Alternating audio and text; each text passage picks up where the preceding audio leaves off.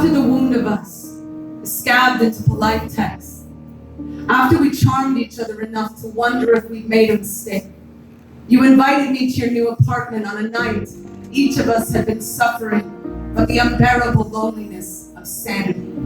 You had moved to your favorite building in the city, an almost castle, historic and grand, wrapped in a century of ivy. When you opened the door, I was startled by the beauty of what could be made without me. A library of books organized by color, Patti Smith hanging like a Christ above the checkered tile, a row of silver knives you finally saved enough to buy, shining on your kitchen's hand.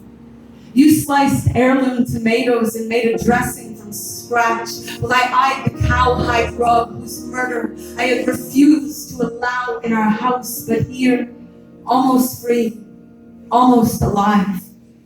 After dinner, a song came on the stereo that had been sent to me by another woman who wore the same red lipstick as you, but who wasn't like you. Chain-smoking bartender reaching for the rifle when the bar fight breaks out. Tattoos you had the artist scar on purpose because you couldn't get over the guilt of being 800 miles away the day New Orleans drowned. Pores sweating bourbon through the yoga class you cursed through. I called you a hipster once, and you flattened every bike tire in the city with your fuck nuts. The hours passed smooth as the wine we downed, like we were pouring the blood back into our bodies. I could have driven home, but we both said I shouldn't. I crawled into the side of the bed I knew no one had been. Your grief, always a marathon to the rest of the world's sprint.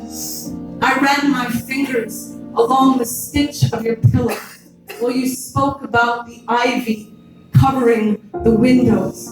Because the building is historic, you said, the ivy is too. I'm not allowed to cut it down. So in the spring, when the leaves grow in, the house is dark as midnight. But in the winter, when the leaves die, the house is full of light.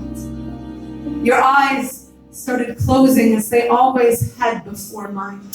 3 hours I lay awake, your shoulder kissing my shoulder. 3 hours I lay awake, loving you, then turned towards your ear and whispered that I had to go. You uncurled from a dream and said, "Okay, honey." And I went to wherever the ivy goes in the winter. And for the same reason,